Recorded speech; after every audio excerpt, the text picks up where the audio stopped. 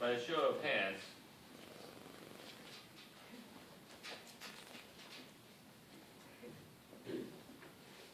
who has non-Christian friends? Okay, good. Regular non-Christian friends. All right.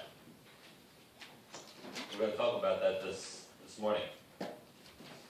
Designed into the system of life is a universal theme. We all live by it. Some call it survival. Whether it's a tree or an animal or a microorganism, they want to reproduce so that their kind can continue. But for humanity, it should be a little different. We shouldn't just be concerned about survival. Because survival is in vain because we will eventually die.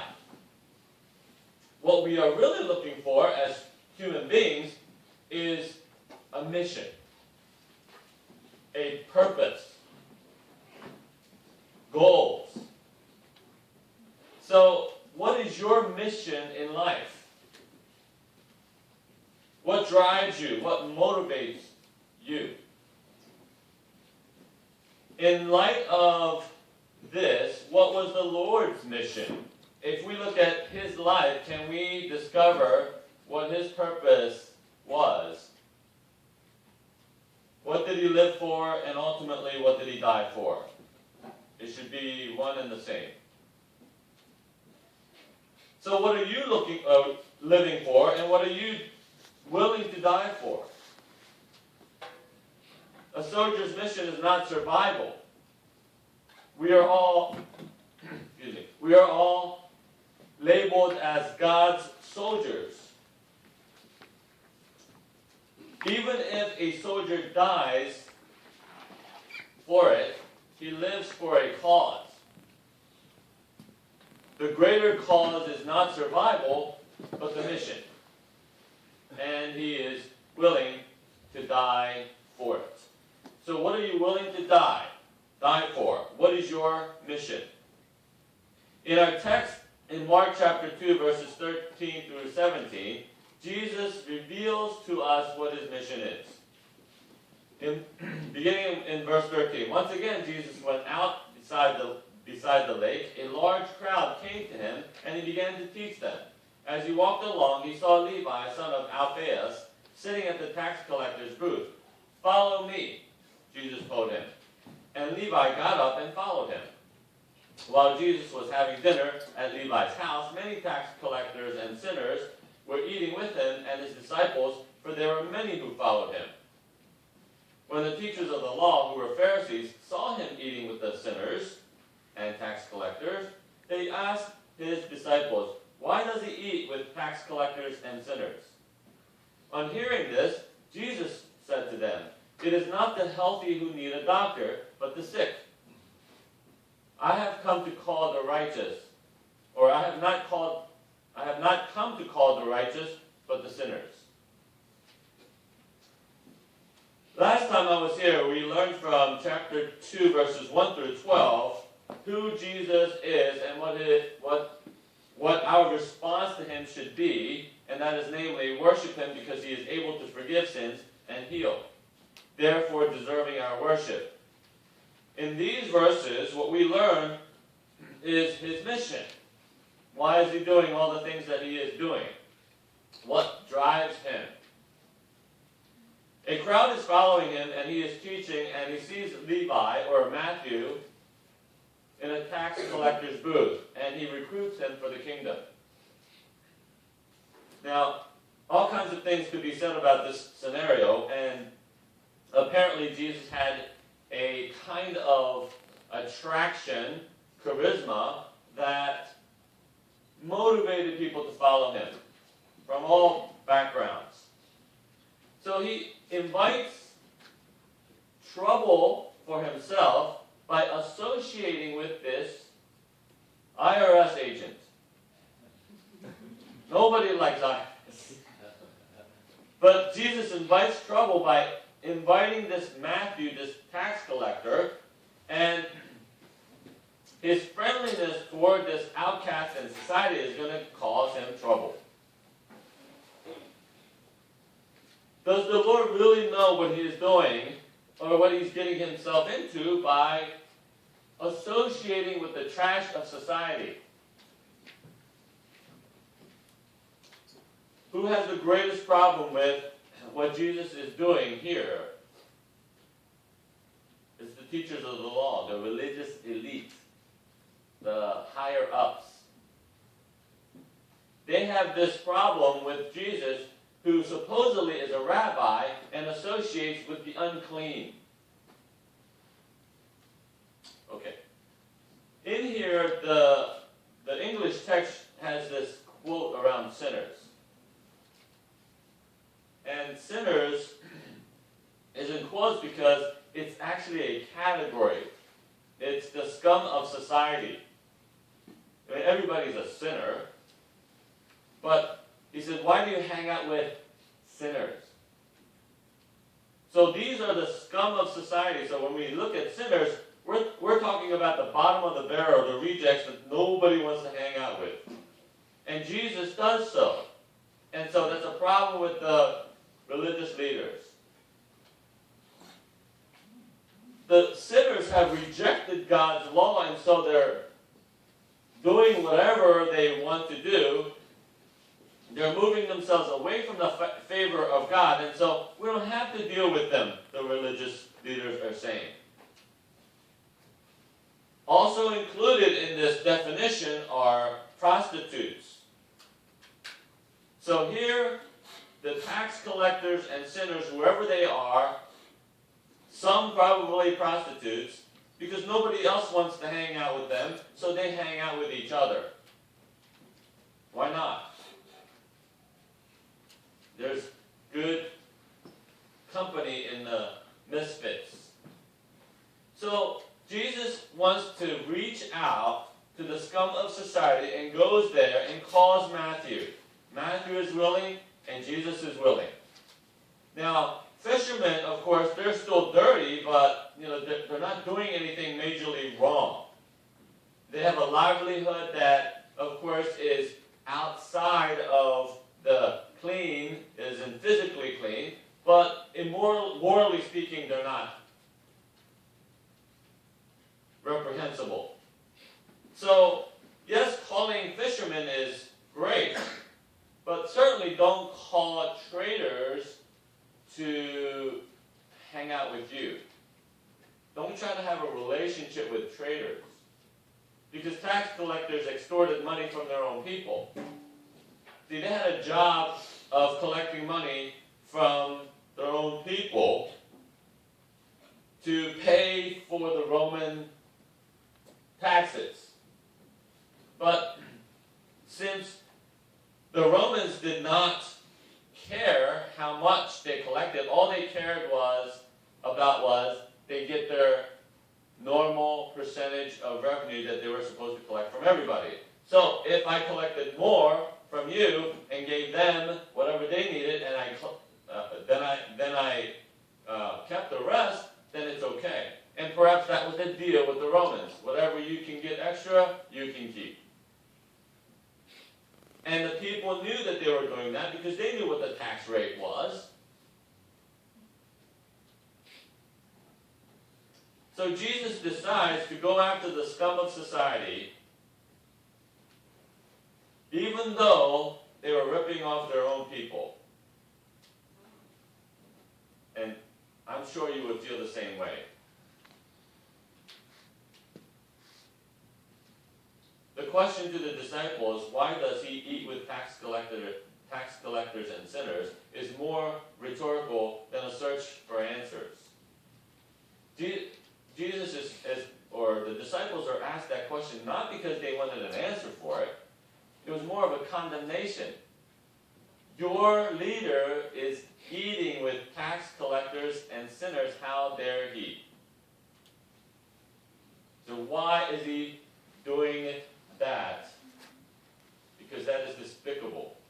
What possible reason, what possible positive reason could he have for doing so?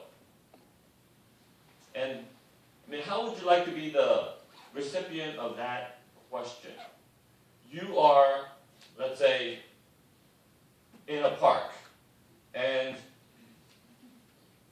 your parents brought you, and they find out that your parents are IRS agents.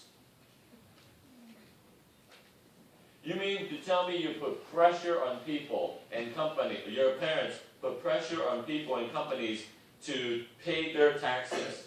We already pay too much taxes. You're working for the government for that? Or your parents are? How could they do that?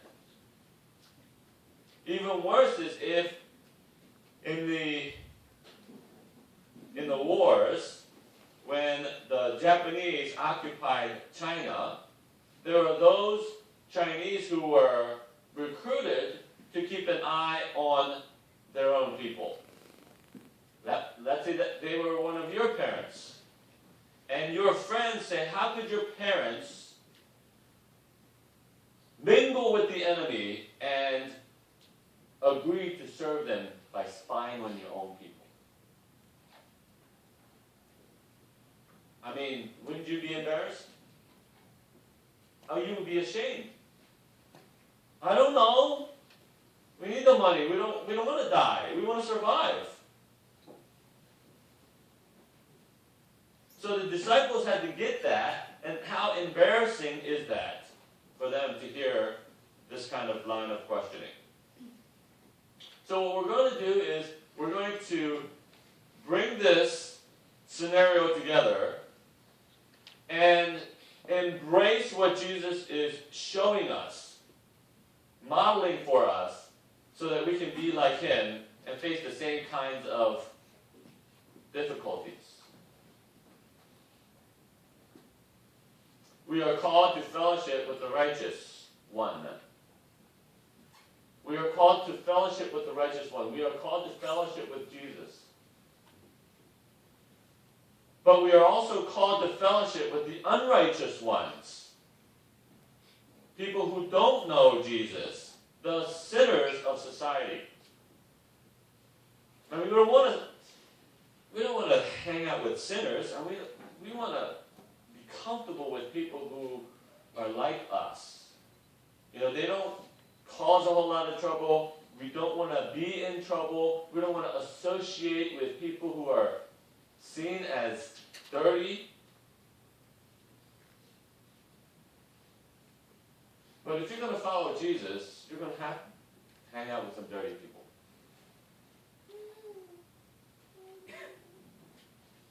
Jesus fellowshiped, yes, with the Father, but he also fellowshiped with sinners, of whom we are all members.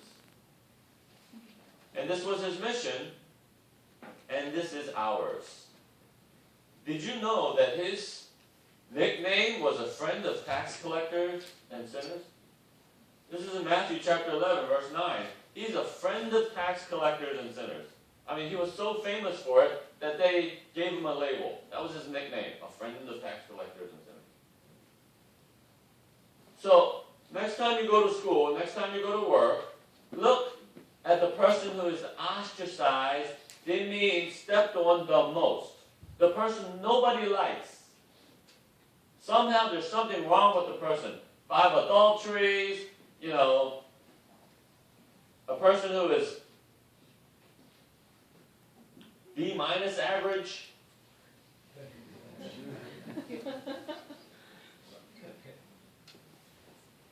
And you're, yeah, nobody wants to hang out with him because he's so stupid, you know, he doesn't dress right, he's not athletic, he doesn't talk right. Nobody hangs out. I'm not hanging out with him either. You know, the co-worker who's a kiss up, you know, he wants to do everything. He wants to butter up all the bosses so that he can move up in the ranks. Or whatever it is. Nobody likes him. Called the scum of society, or scum of the school, or your class, or your work. But we are called to fellowship with the undesirables. If Jesus had the mindset that we had, he would have sat in heaven and said, I'm not going down there. Dad, don't send me down there. Who wants to hang out with them? You mean I have to minister to them? Hug them? Talk to them? Come on.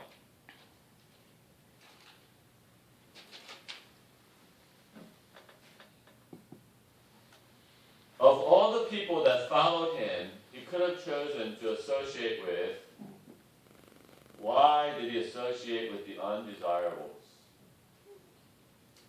Why an individual considered to be a traitor? Now, let's look at this. Let's say if you had to find somebody who was going to be the most receptive to the gospel, to whom would you go? Would you go to the rich or would you go to the poor? Would you go to the person who had it all or who didn't have anything? Would you go to the brilliant, the intellectuals, or would you go to the insecure, low self-esteem kind of person and tell him the gospel?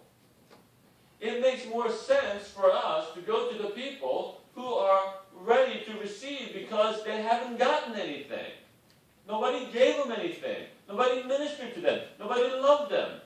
These guys are independent, self-sufficient, egotistical, arrogant, sufficient. But greater the receptivity of the people who don't have anything. They are forced to have humility. See, the guy who is in the corner of the street when I took the exit and I got on Germantown Road, there's a person standing in the, I think the second or the third light, asking for alms. He's forced into that humility. And he asks for money for free. Right? He's not doing anything except for asking. That's humility. It's a forced humility. And he will, because of his situation, be more teachable.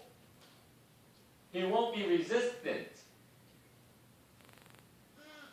So if Jesus is going after those people, then is Jesus going after you? Do you demonstrate teachability, humility, receptivity to the gospel? Or are you self-sufficient? You don't need Jesus because he doesn't really have anything to offer you. You're smart. You get good grades. You can get whatever you want. And if Jesus comes to you with a proposition, you can take it or leave it. Is he fellowshipping with you? Has he called you to follow him?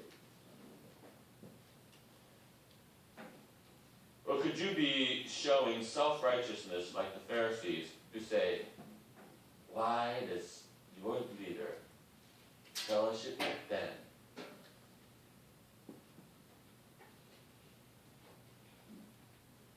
Matthew responds to Jesus quickly. He responds to Jesus immediately. And Jesus calls Matthew a friend. I don't know if you're comfortable with that.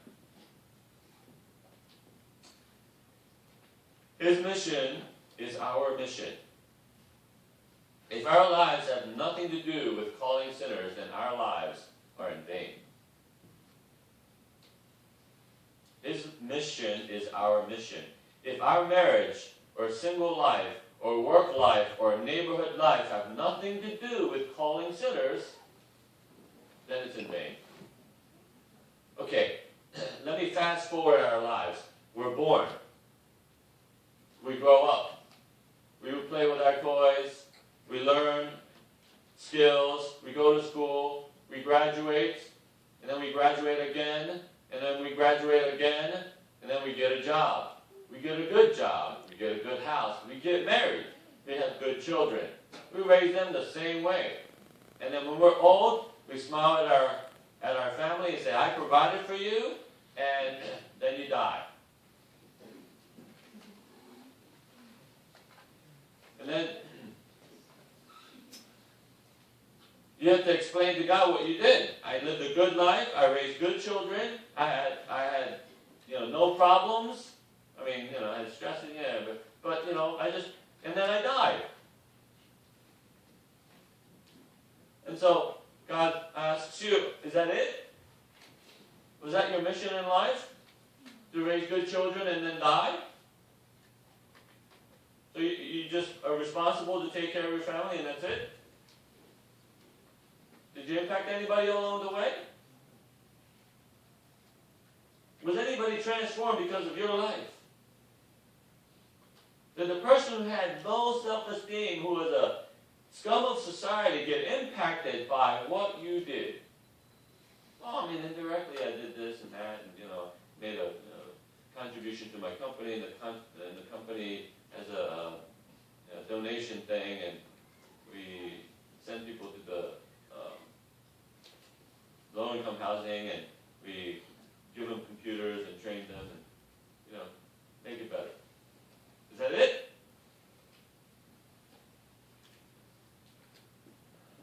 We are called to use everything that we have and everything we do to impact people for redemption.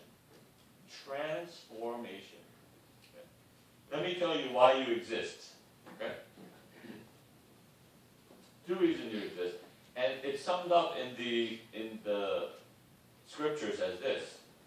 Love the Lord your God with all your heart and with all your soul and all your mind and all your strength. And love your neighbor as yourself. That's why you exist. To love the Lord and to love each other. Okay? Now that plays itself out in so many different ways. And I can summarize it for you. And eventually what I would like to do is just go to the scriptures and give you the grand scheme of the purpose of God. And that is, you exist to receive love and give love. Okay? If I summarize our purpose in life, I would summarize it this way. You exist to receive love and to give love. And everything in life is designed for that. Okay? Everything in life is designed for that. When you are children, you receive it. You have nothing to give. You just poop and pee and eat and, have to be taken care of. You're receiving love. Then when you become parents, you're mostly giving love to your kids. But all along the way, it's always receive love, give love, sometimes simultaneously. Okay? So you have an opportunity to go through life receiving love and giving love, and everything is an opportunity for that. So, here, let me give you a chess illustration. It's good to use a piece for its own move. If you don't know chess, or you can use sort of checkers for that illustration too, but I'm going to use this chess illustration, whether it be Chinese chess or Persian chess, same thing. It's good to have one piece and make that one move and one purpose. But it's better to use it for a dual function. It can do 2 things. It can attack and it can block at the same time. That would be better. If you just block, that's one function, but if you can attack and block at the same time, that'll be great. So that every piece can do 2 things. In defense, use one piece to block 2 attackers. That's better than just blocking 1 attacker. And if you can use one piece to do 3 things, have 3 options, block 2 and attack 1. That would be even better. And what God has done is, God has strategically placed you where you are to do 2 things. He has given you a dual reality. You can live, make a living, and you can call sinners. You can study and call sinners. you can play and call sinners. At work, you can make a living and call sinners. In school, you can get an education and call sinners. Wherever you go, you can have this dual purpose, and the more purposes you can have in that same function, the better. When you go to the gym and you exercise, you can get a good workout and call sinners. You can go to the grocery store and shop and call sinners. Whatever it is that you are doing, you can do what you're doing and call sinners. See, Matthew chapter 28 says, and this is the Great Commission, and it says, go and make disciples. Well, go is actually a command, but it's actually written as a participle. And let me remind you what a participle is. Participle is an adjective noun. A verb. Adjective verb. A verb uses an adjective. While going, or as you go, make disciples. In other words, you can't make disciples intentionally only. Because if you tried to do that, you wouldn't be able to live. When would you eat? When would you sleep? When would you take a shower? When would you exercise? When would you do all of those things? You can't. Because you're just focused on disciples, and then eventually, because you didn't eat, you collapse and you die. But can you make disciples while you're eating? Absolutely. Can you make disciples while you're walking? Absolutely. Can I raise my kids while I'm eating? Yes. Can I raise my kids while I'm walking? Yes. Can I raise my kids while I'm reading? Yes. While watching TV? Yes. Whatever it is. Exercising? Yes. Whatever I am doing, I can still raise my kids doing it. We can do it all together. So he says, wherever you go, whatever you're doing, you can call sinners. That is our mission.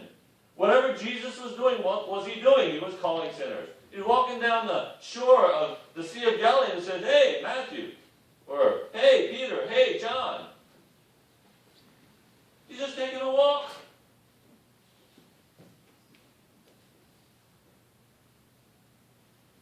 But we have a problem, don't we? And the objection is, well, I don't want to be guilty by association. I don't want to get a tattoo, get an earring.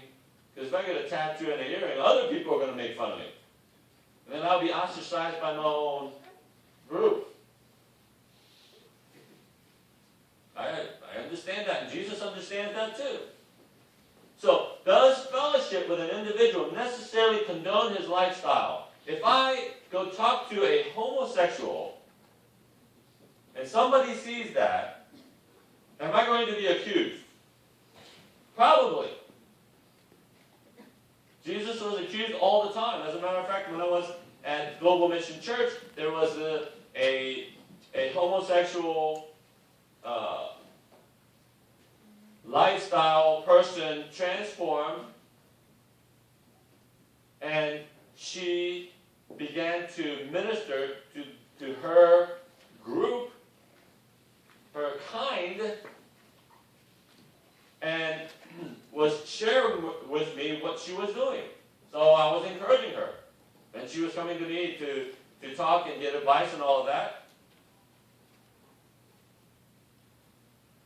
But if I was concerned about what other people were saying about me, if I talked to her, then I wouldn't have done it.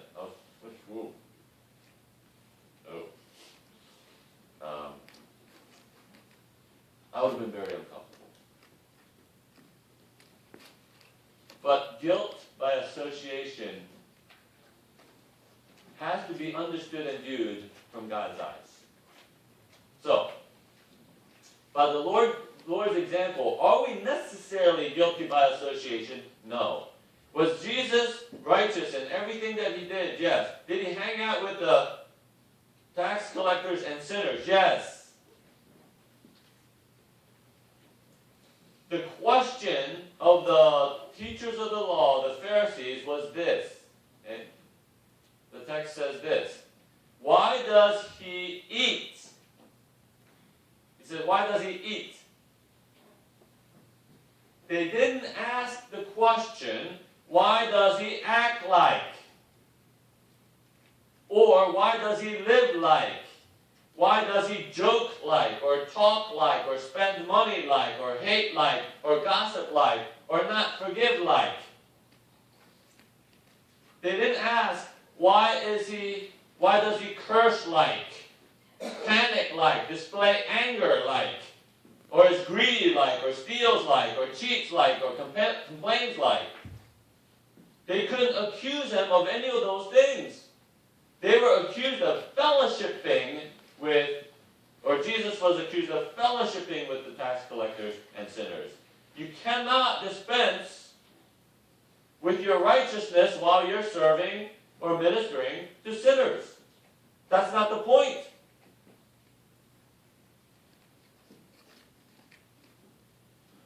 We can't make the mistake. Matthew, yes, was considered to be a criminal. Why welcome him and therefore condone his behavior? Just because you love the person doesn't mean you condone the behavior.